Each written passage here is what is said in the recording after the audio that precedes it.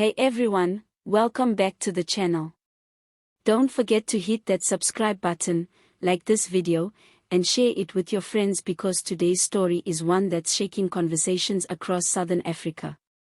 Something big is happening, quiet, but powerful, and South Africa is watching closely. 11 deportees from the United States have just arrived in the region, and their arrival is already igniting a storm of debate, from security concerns to human rights fears. What's going on behind the scenes?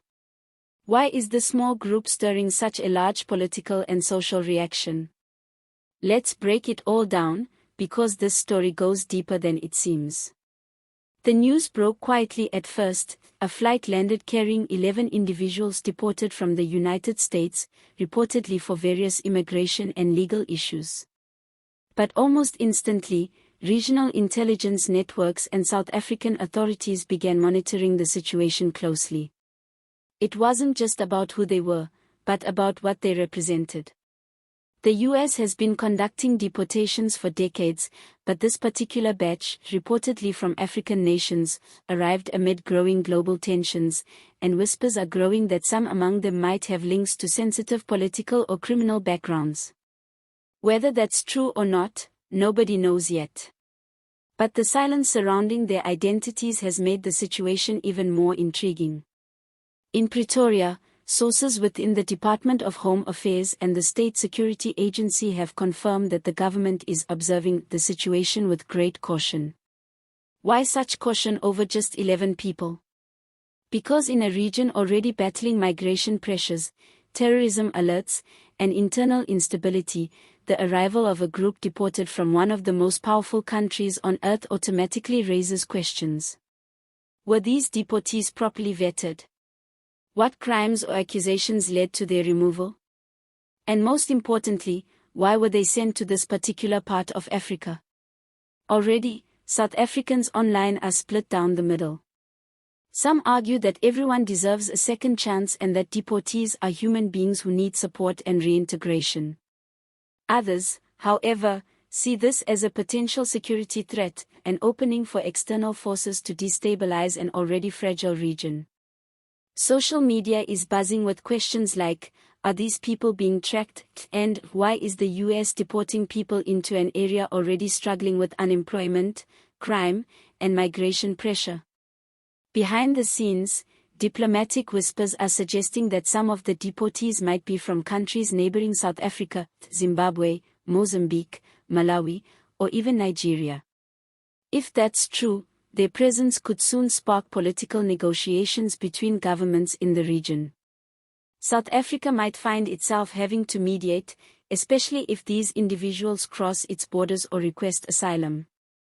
Regional cooperation has never been easy in Southern Africa, and an issue like this, tied to both the US and human rights law, could quickly become an international flashpoint.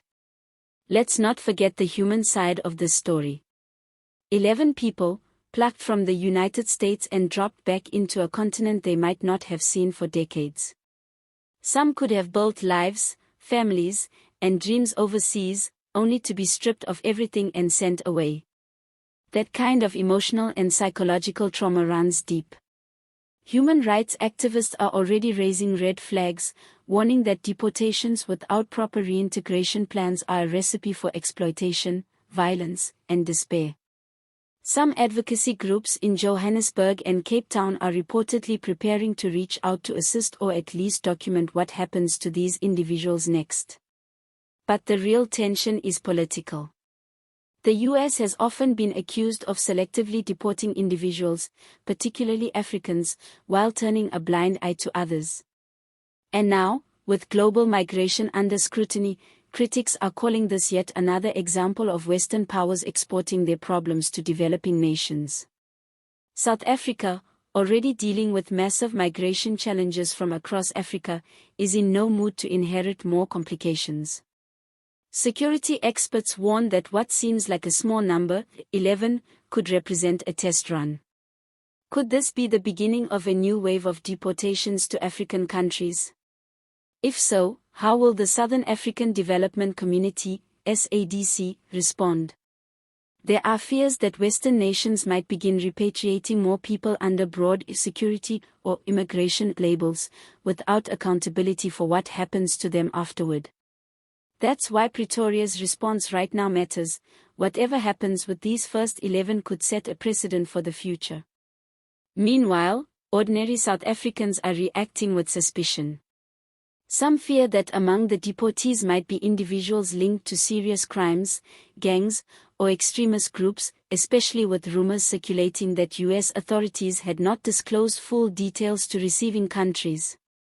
And in a country already battling violent crime, kidnappings, and cross-border trafficking, the timing feels suspiciously tense.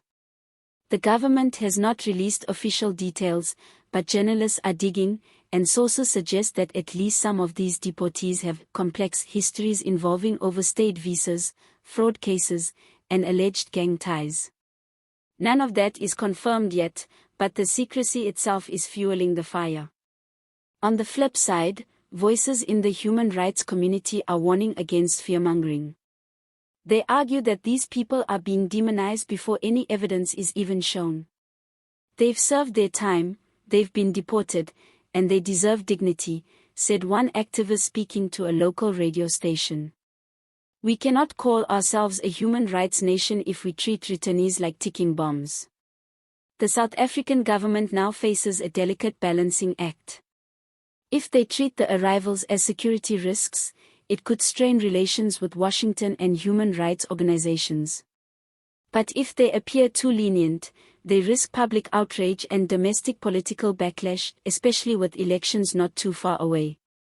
The opposition is already sharpening its knives, accusing the ruling party of blindly trusting Western intelligence and failing to protect national borders.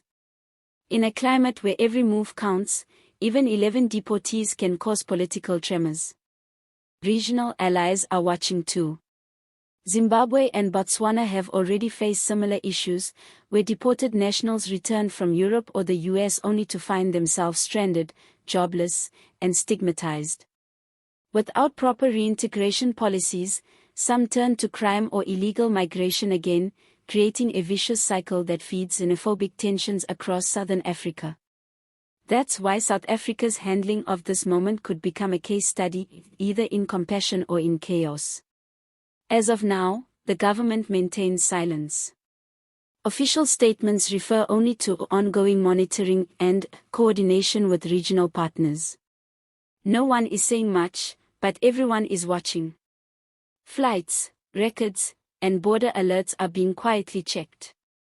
The question is, will this end as a minor immigration story, or will it explode into a regional controversy involving Washington, Pretoria, and the entire African diplomatic circle?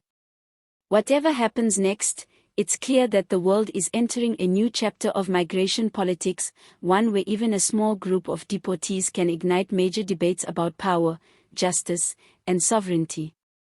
For South Africa,